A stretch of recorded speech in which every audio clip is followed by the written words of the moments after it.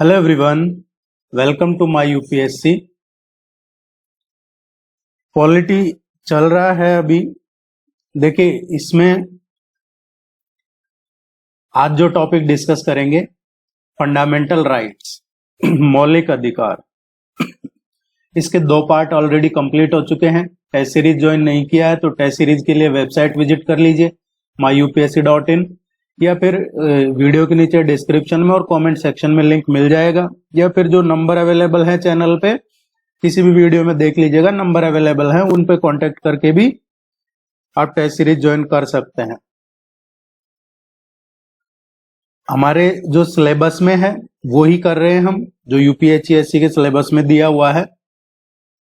इसके 2 part already हो चुके हैं। देखिए, ये है पार्ट कॉन्स्टिट्यूशन का पार्ट 3। हम 2 वीडियोज पॉलिटी पे ऑलरेडी कर चुके हैं, ये तीसरा है। पार्ट 3 मौलिक अधिकार है। पार्ट 1 क्या है? अगर पार्ट 1 की बात करें कि पार्ट 1 कॉन्स्टिट्यूशन का पहला पार्ट जो है वो कौन सा है, तो वो यूनियन एंड इट्स टेरिटरीज है। यूनियन एंड इट्स टेरिटरीज, और वो आता है आर्टिकल 1 से और 4। पार्ट 2 जो है ये है सिटीजनशिप। सिटीजनशिप है, और इसमें आर्टिकल 5 to 11, आर्टिकल 5 से 11 किस में आते हैं? नागरिकता में। और ये पार्ट 1 और पार्ट 2 हमारे सिलेबस में नहीं दिए हुए हैं। पार्ट 3 अभी हम डिस्कस कर रहे हैं। इसमें फंडामेंटल राइट्स हैं। यहां से फंडामेंटल राइट से या फिर डीपीएसपी से क्वेश्चन एग्जाम में पूछा जाता है, तो इनको आप ज्यादा अच्छे से सीरियसली पढ़िएगा। मौलिक अधिकार हैं फंडामेंटल राइट्स। ये आर्टिकल 12 to 35, अनुच्छेद 12 से और 35 तक क्या है? फंडामेंटल राइट, मौलिक अधिकार। एक एक करके हम इनको डिटेल में डिस्कस कर लेते हैं और वही पढ़ेंगे जो हमारे एग्जाम के लिए इंपॉर्टेंट है। सबसे पहला जो फंडामेंटल राइट्स हैं, ये कहां से लिए हैं? हमारे कॉन्स्टिट्यूशन में कहां से जोड़े गए हैं? किससे प्रेरित होकर जोड़ा गया है? तो ये है यूएसए का जो बिल ऑफ राइट्स है, उससे लिए गए हैं।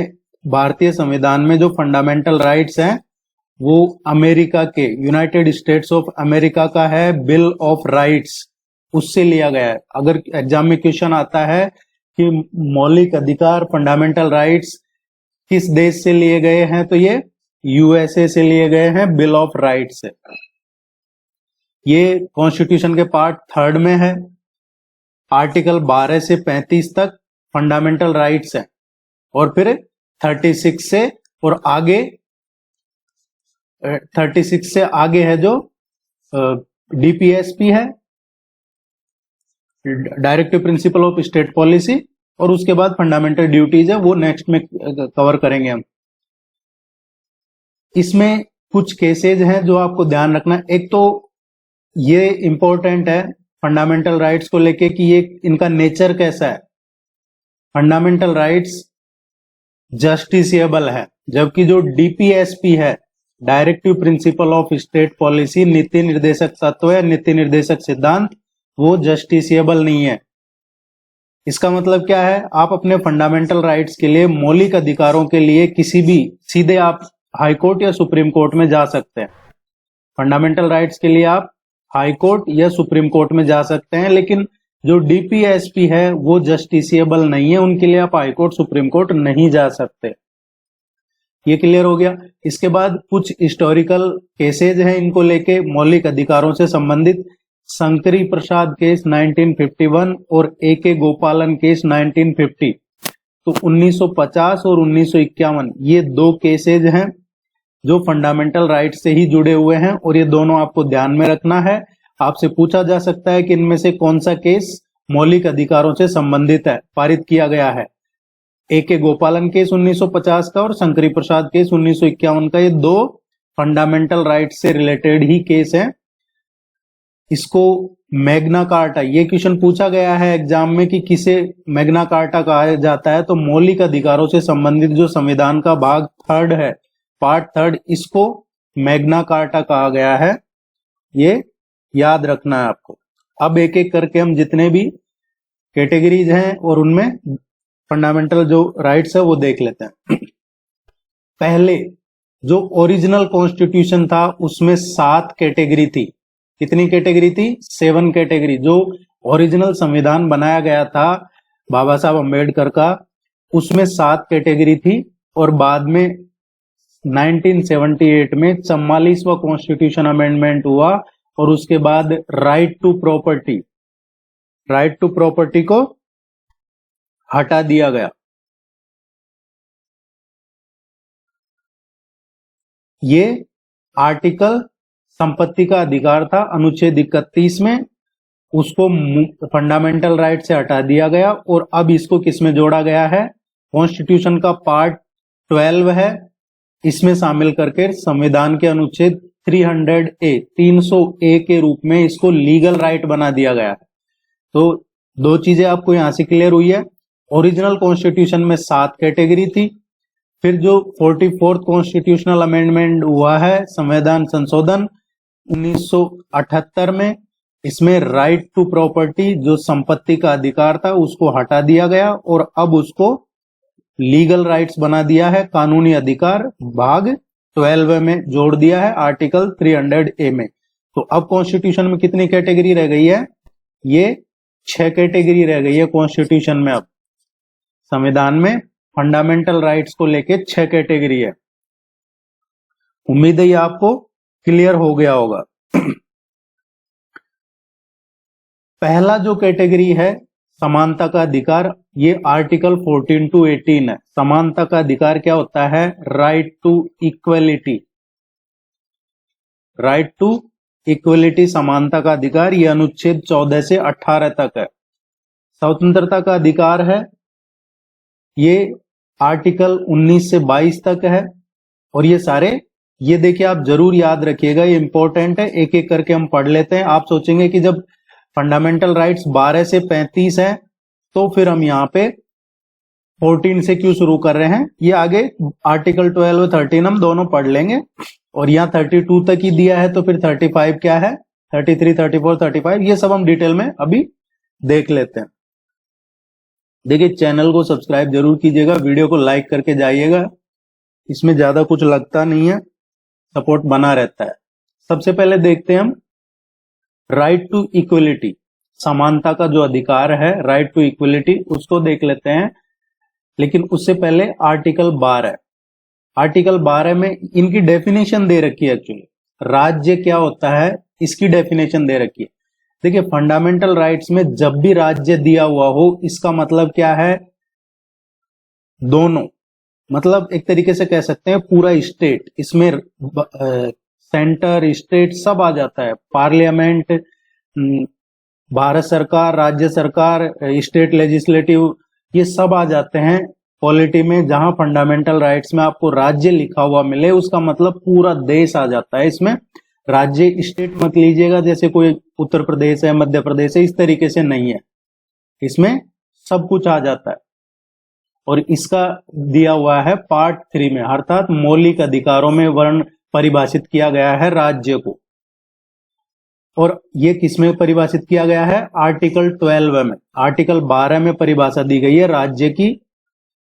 इसके अकॉर्डिंग राज्य शब्द में सरकार, पार्लियामेंट ऑफ इंडिया, सरकार और राज्यों की विधायिका, भारतीय क्षेत्र के भीतर सभी स्थानीय और अन्य प्राधिकरण, तो इसमें टोटल सभी आ जाते हैं राज्य में, जो परिभाषा दी गई है आर्टिकल 12 में। सुप्रीम कोर्ट ने फैसला सुनाया है, कोई भी निजी संगठन या सरकार के अधीन काम करने वाली एजेंसी भी राज्य की परिभाषा के अंतर्गत आती है। तो आपसे कई एग्जाम्स में पूछा गया है निजी संगठन को लेके कि जो आर्टिकल 12 में परिभाषा दी गई है उसमें निजी संगठन भी है, तो बिल्कुल सुप्रीम कोर्ट ने क्लियर कर दिया है। अन्य प्राधिकरण में सुप्रीम कोर्ट ने सब क्लियर कर दिया है कि ये निजी संगठन या सरकार के अंडर में भी कोई एजेंसी काम कर रही है, वो भी राज्य की परिभाषा के अंतर्गत आती है। तो आर्टिकल 12 क्या है? राज्य की परिभाषा। आर्टिकल 13 क्या है? 13। आर्टिकल 13 बताता है कि मूलभूत जो अधिकार हैं, फंडामेंटल राइट्स, इनके साथ साथ असंगत या अपमानजनक है, उन्हें शून्य और असंवैधानिक घोषित किया जाता है। और देखिए आर्टिकल 13 में क्या दिया गया है कि जो भी कोई ऐसा कानून, चाहे वो स्टेट गवर्नमेंट बनाए या फिर सेंट्रल गवर्नमेंट बनाए, ऐसा कोई कानून जो फंडामेंटल राइट्स के साथ में सही संगत नहीं है या फंडामेंटल राइट्स का वॉयलेट कर रहा है, उसको जीरो कर दिया जाएगा, नल एंड वॉइड घोषित कर दिया जाएगा, अनकॉन्स्टिट्यूशनल घोषित कर दिया जाएगा। और ये पावर किसके पास है? अगर राज्य सरकार बनाती है तो भी हाई कोर्ट और सुप्रीम कोर्ट दोनों के पास है। तो सुप्रीम कोर्ट और हाई कोर्ट ऐसी घोषणा करने की शक्ति देती है। तो कोई भी ऐसा कानून जो फंडामेंटल राइट्स का वॉयलेट करता है, उसको बिल्कुल खत्म कर दिया जाएगा, नल एंड वॉइड जीरो कर दिया जाएगा। ये पावर किसके पास है? सुप्रीम कोर्ट और हाई कोर्ट के पास। यह आर्टिकल 13 में लिखा हुआ है। आर्टिकल 13 में जो कानून शब्द है, कानून में क्या है? संसद या विधानमंडल द्वारा अधिनियमित स्थायी कानून, आपातकालीन अवधि के दौरान बनाए गए अस्थायी कानून, वैधानिक उपकरण जैसे आदेश, नियम, ये सभी शामिल है जो प्रत्यायोजित कानून और गैर विधायकी कानून स्रोत की प्रकृति में आते। तो एक तो आर्टिकल 13 में क्या लिख रखा है? फंडामेंटल राइट्स का कोई वॉयलेट करने वाला कानून बनाते हो तो सुप्रीम कोर्ट, हाई कोर्ट उसको खत्म कर देगा। दूसरा क्या है? डेफिनेशन, कानून, कानून का शब्द इसमें आर्टिकल 13 में पूरा समझा रखा है। अब जो मेन फंडामेंटल राइट्स हैं वो देखते हैं। पहला है right to equality. Right to equality है आर्टिकल 14 to 18, समानता का अधिकार। इसमें क्या दे रखा है? उसकी जाति, धर्म, सेक्स, बर्थ प्लेस, कुछ भी हो, सभी को समानता का अधिकार है। अब इसमें भी स्पेशली आर्टिकल 14 क्या कहता है? Equality before law. Equality before law क्या है? राज्य को किसी भी व्यक्ति को कानून के समक्ष समानता और भारत के क्षेत्र में कानूनों के समान संरक्षण से वंचित नहीं करना है। आर्टिकल 14 इंडियन और जो फॉरेनर हैं दोनों पे लागू होता है। ये बहुत ध्यान रखिएगा, ये क्वेश्चन एग्जाम में पूछा जाता है कि इनमें से कौन सा आर्टिकल विदेशियों पे लागू नहीं होता है, कौन सा, ऐसे कौन से निम्न में से आपको 4-5 आर्टिकल दे दिए जाते हैं और कि कौन सा सिर्फ भारतीयों के लिए लागू होता है या फिर कौन सा सिर्फ विदेशियों पे लागू होते हैं, इस तरीके से पूछा जाता है, तो इस ध्यान रखिएगा। आर्टिकल 15 क्या कहता है? राज्य किसी नागरिक के साथ केवल धर्म, मूल वंश, जाति, लिंग या जन्म आधार के आधार पर भेदभाव नहीं कर सकता। Prohibition of discrimination on grounds of religion, race, caste, sex और प्लेस ऑफ बर्थ। तो 14 तो क्या कहता है? कानून सबके लिए बराबर है, इक्वलिटी बिफोर लॉ, किसी को कानून के संरक्षण से वंचित नहीं किया जा सकता। 15 क्या कहता है? किसी भी नागरिक के साथ उसके religion, caste, sex, place of birth के स्थान के आधार पर भेदभाव नहीं किया जा सकता। आर्टिकल 16 कहता है राज्य के अधीन किसी पद पर नियोजन या नियुक्ति से संबंधित मामलों में अवसर की समानता। अवसर की समानता क्या है? Equal opportunity, equal opportunity in matter of public employment. मतलब जो अपॉर्चुनिटी है सबके लिए समान होनी चाहिए। जो नियुक्ति में संबंधित मामले हैं, अपॉर्चुनिटी या पब्लिक अपॉर्चुनिटी, ये सबके लिए समान होनी चाहिए। आर्टिकल 17 क्या है? अस्पृश्यता का उन्मूलन और किसी भी रूप में इसके अभ्यास का निषेध। इस अनुच्छेद के अनुसार अस्पृश्यता दंडनीय अपराध है। यह है abolition of untouchability. Untouchability, abolition of untouchability, जो छुआछूत वगैरह है वो दंडनीय अपराध है। ये आर्टिकल 17 में दे रखा है। देखिए एक बार में आपको हो सकता है समझ में नहीं आए, लेकिन दोबारा देखकर फिर खुद से पढ़ेंगे, समझ में आ जाएगा। ये वैसे तो नोट्स जिन्होंने टेस्ट सीरीज ज्वाइन कर रखी है आपको सबको सेंड कर दिया, किसी को नहीं मिला तो व्हाट्सअप कर दीजिएगा, वापस सेंड कर देंगे, या ईमेल पे कर दीजिएगा या व्हाट्सएप पे मैसेज छोड़ दीजिएगा। आर्टिकल 18 क्या कहता है? आर्टिकल 18 कहता है टाइटल्स, अबोलिशन ऑफ टाइटल्स। राज्य के अधीन लाभ या विश्वास का पद धारण करने वाला व्यक्ति राष्ट्रपति की पूर्व सहमति के बिना किसी राज्य से उपाधि, उपहार, परिलब्धियां या किसी भी प्रकार का पद स्वीकार नहीं कर सकता। तो इस तरीके की जो टाइटल्स हैं उनके लिए राष्ट्रपति की पूर्व परमिशन लेनी पड़ेगी, वैसे नहीं उपाधि धारण कर सकता। किसी को कोई उपाधि दे दी वैसे धारण नहीं कर सकता। तो आर्टिकल 18 क्या है? Abolition of titles.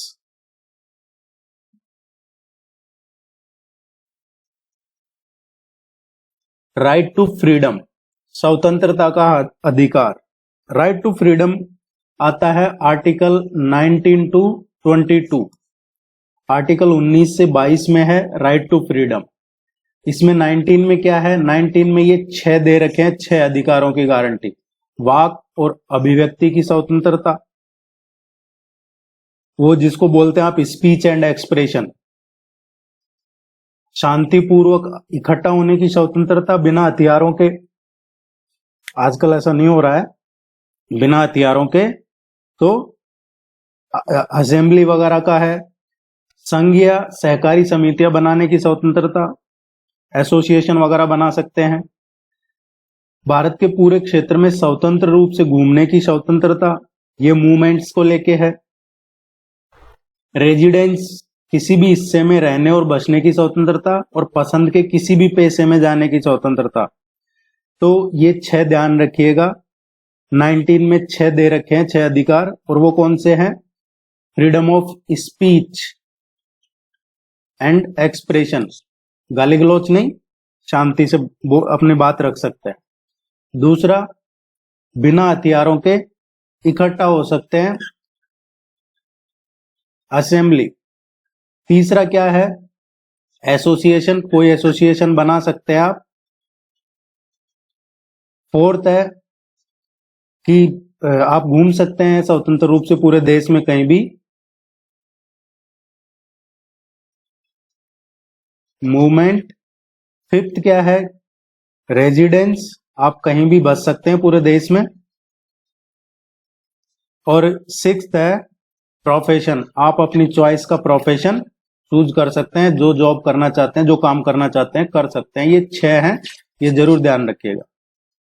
मीडिया का जो कहते हैं ना, फ्रीडम ऑफ मीडिया, ये सब कहीं मेंशन नहीं है, ये इन्हीं में से निकाला है उन्होंने अलग से। चौथा स्तंभ है, 5वां स्तंभ ये। आर्टिकल 20 क्या कहता है? यह अनुच्छेद एक दोषी व्यक्ति को कार्यतर कानून, दोहरे खतरे और आत्म अपराध के खिलाफ आवश्यक सुरक्षा प्रदान करता है। यह भारतीय नागरिक के साथ विदेशियों पे भी लागू होता है। तो ये विदेशियों पे भी लागू होता है। Protection in respect of conviction for offence, कोई दोषी है तो दोषी को भी सुरक्षा मिले, यह है इसमें protection in respect of conviction for offence. Article 21 क्या है? आर्टिकल 21 सबसे इंपॉर्टेंट है।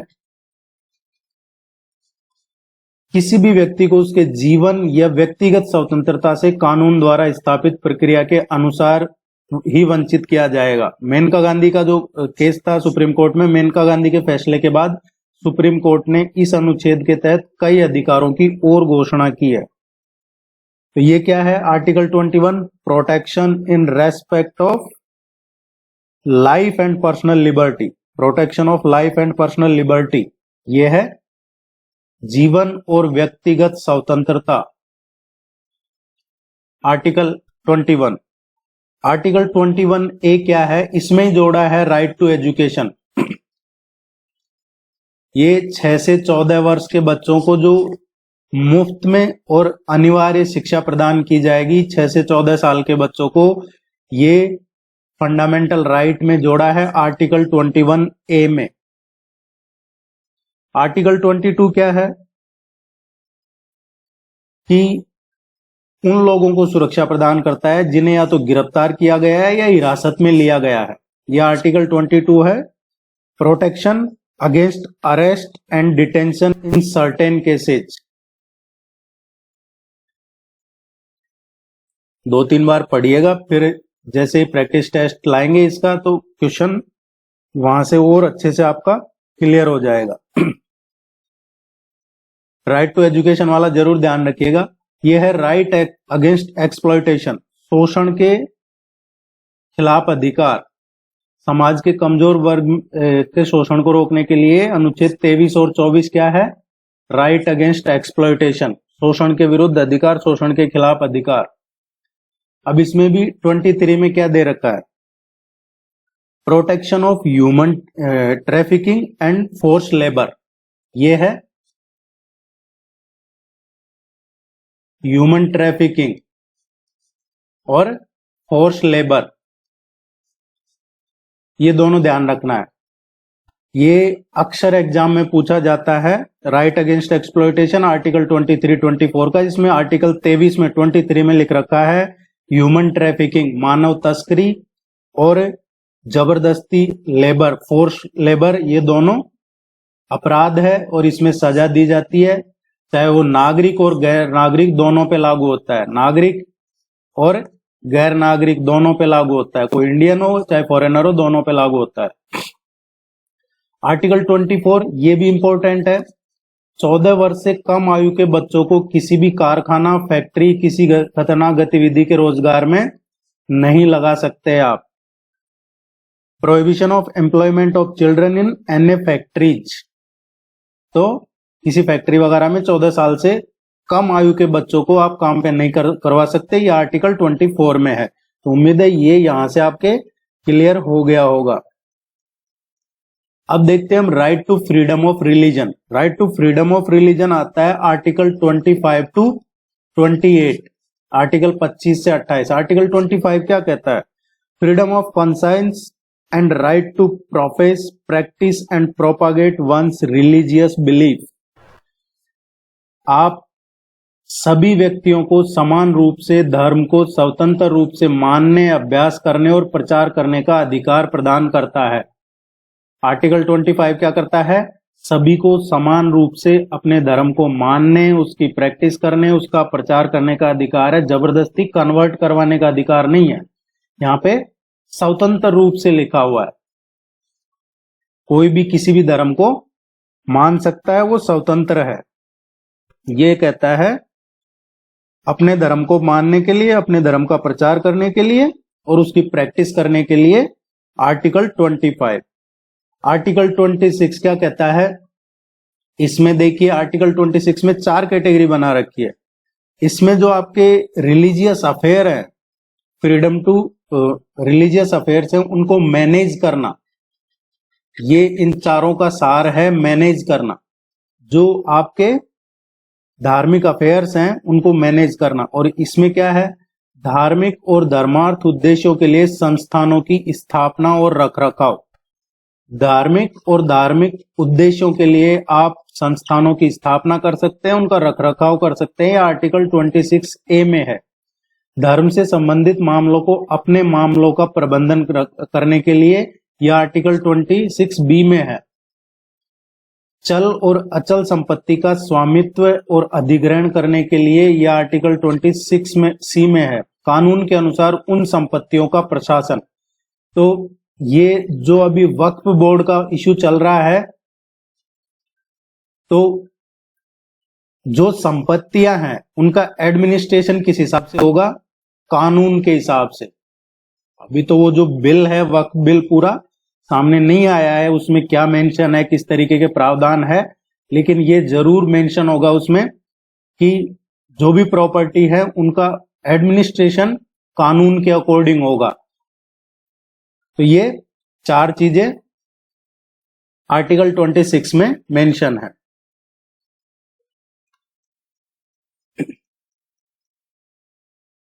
आर्टिकल 27 क्या कहता है? इस अनुच्छेद में कहा गया है किसी भी व्यक्ति को किसी विशेष धर्म या धार्मिक संप्रदाय के प्रचार या रखरखाव के लिए किसी भी प्रकार के करों का भुगतान करने के लिए बाध्य नहीं किया जाएगा।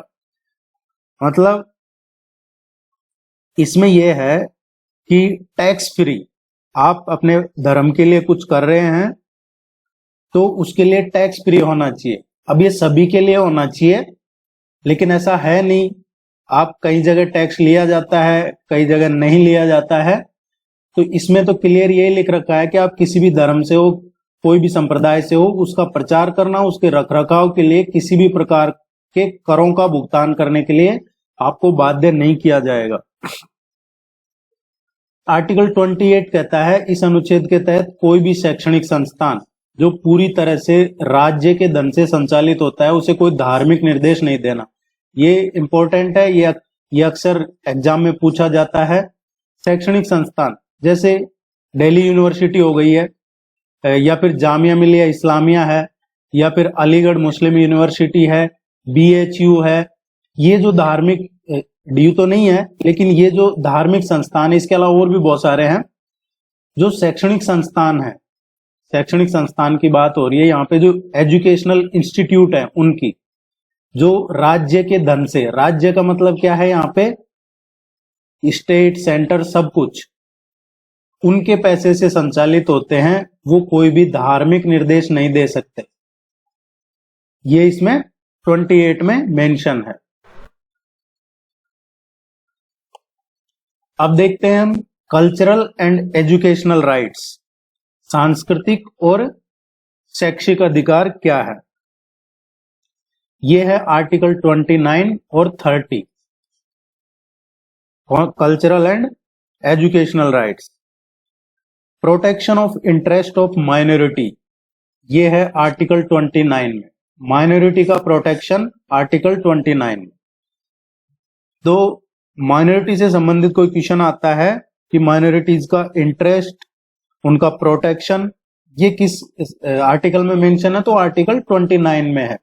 अल्पसंख्यकों को धर्म, नस्ल, जाति या भाषा के आधार पर शैक्षणिक संस्थानों में प्रवेश से वंचित करने पर रोक लगाता है, ये सुरक्षा प्रदान करता है। ठीक है। आर्टिकल 30 क्या कहता है, ये माइनॉरिटीज का राइट्स एस्टेब्लिश करता है उनका एजुकेशनल इंस्टीट्यूट्स में एडमिनिस्ट्रेशन वगैरह के लिए। यह अनुच्छेद सांस्कृतिक, धार्मिक और भाषाई अल्पसंख्यकों को अधिकार प्रदान करता है। अब ये कौन से अधिकार प्रदान करता है, देखिए ये अधिकार हैं अपनी पसंद के शिक्षण संस्थानों की स्थापना करना और उनके प्रशासन का अधिकार। कोई भी माइनॉरिटी है वो अपनी पसंद का एजुकेशनल इंस्टीट्यूट स्थापित कर सकता है और उसका एडमिनिस्ट्रेशन भी कर सकता है अपने हिसाब से। अल्पसंख्यक शिक्षण संस्थानों से संबंधित किसी भी संपत्ति के अनिवार्य अधिग्रहण के मामले में राज्य द्वारा निर्धारित प्रतिपूरक राशि उन्हें गारंटीकृत किसी भी अधिकार को प्रतिबंधित नहीं करना चाहिए। यह है आर्टिकल 30 में ही मेंशन है। किसी भी प्रकार की सहायता प्रदान करते समय राज्य द्वारा अल्पसंख्यकों के शिक्षण संस्थानों के साथ भेदभाव नहीं होना चाहिए। ये मतलब आप कोई जैसे फंड इश्यू कर रहे हैं तो वो जो एजुकेशनल इंस्टीट्यूट हैं वो अगर माइनॉरिटीज के हैं तो उनके लिए डिस्क्रिमिनेशन नहीं होना चाहिए, ये मेंशन है। सबका साथ सबका विकास। राइट टू कॉन्स्टिट्यूशनल रेमेडीज, ये सबसे इंपॉर्टेंट चीज है इसमें फंडामेंटल राइट्स में, और ये यहीं तक है जो फंडामेंटल राइट्स 32 तक था। इसमें क्या है, कोई भी एक पीड़ित नागरिक, ये इंडिविजुअल की बात हो रही है, कोई भी इंडिविजुअल, कोई भी सिटीजन किसी भी मौलिक अधिकार को लागू करने के लिए सुप्रीम कोर्ट में जा सकता है। अपेक्स कोर्ट जो सुप्रीम कोर्ट है उसमें जा सकता है, और वहां पे क्या रिट, ये है रिट लगाने का। आपने सुना होगा किसी ने रिट लगा दिया है, तो ये रिट का आर्टिकल 32 में है। इसमें क्या होता है, 5 तरह की रिट है। बंदी प्रत्यक्षीकरण, इसको कहा जाता है हीबस कॉर्प्स। हीबस कॉर्प्स है ये बंदी प्रत्यक्षीकरण।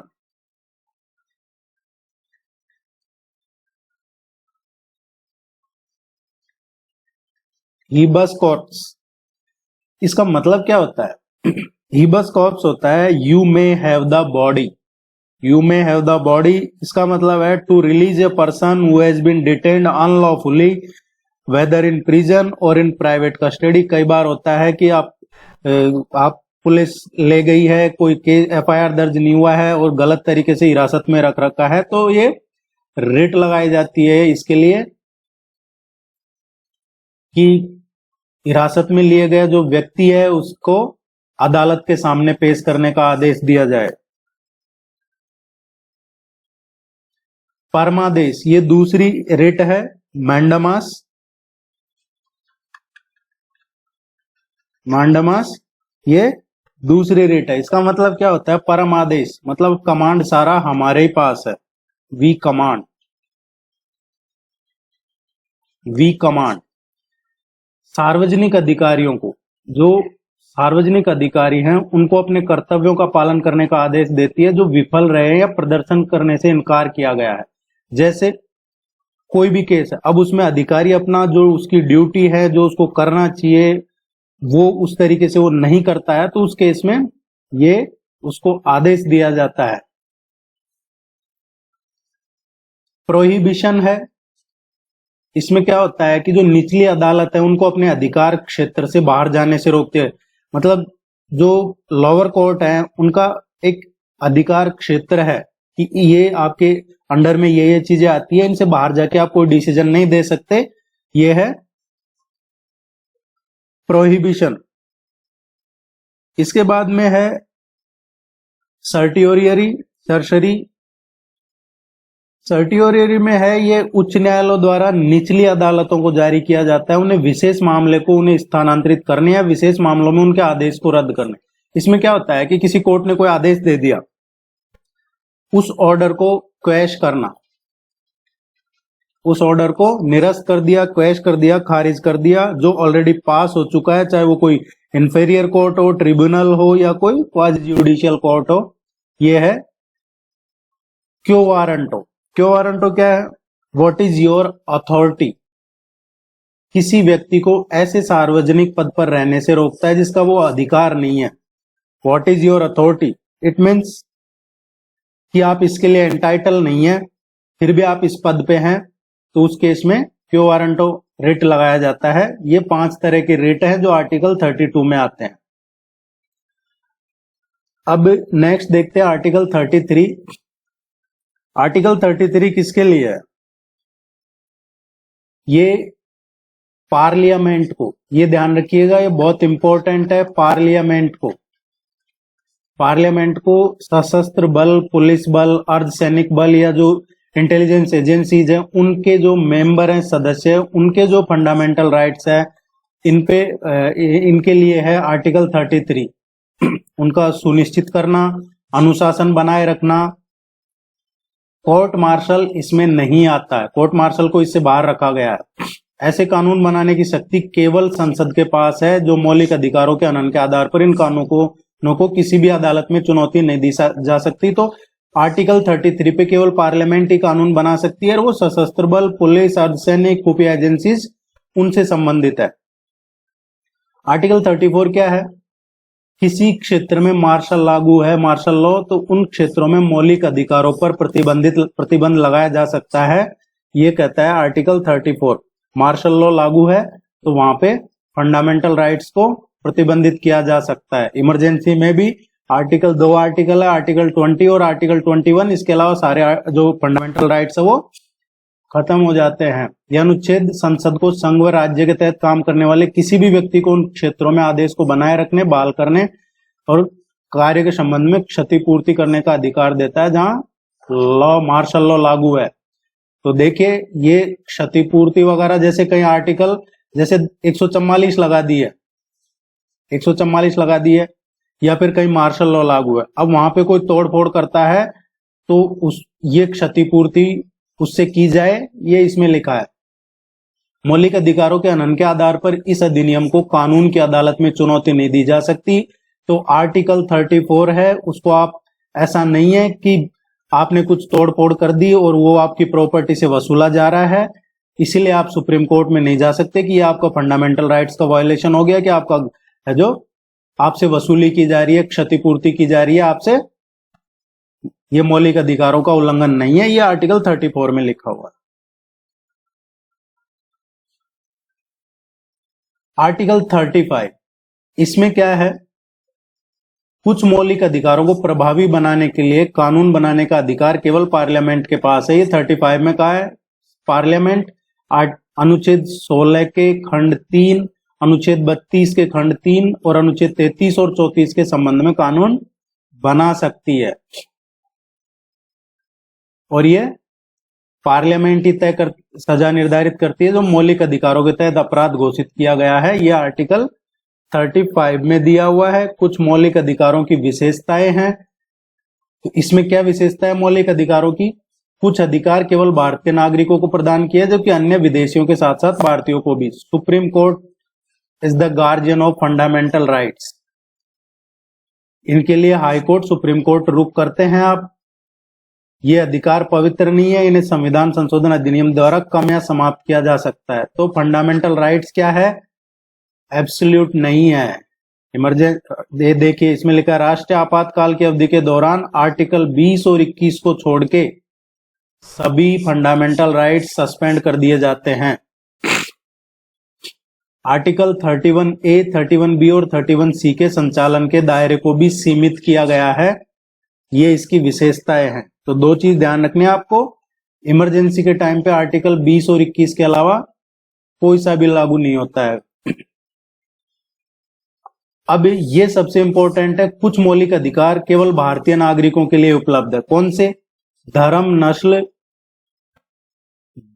ये सेक्स, प्लेस ऑफ बर्थ, इनके आधार पे भेदभाव के खिलाफ। तो आर्टिकल 15 सिर्फ और सिर्फ भारतीय नागरिकों के लिए ही लागू होता है। आर्टिकल 15, 16, 19, 29 और 30 ये जरूर ध्यान रखिएगा।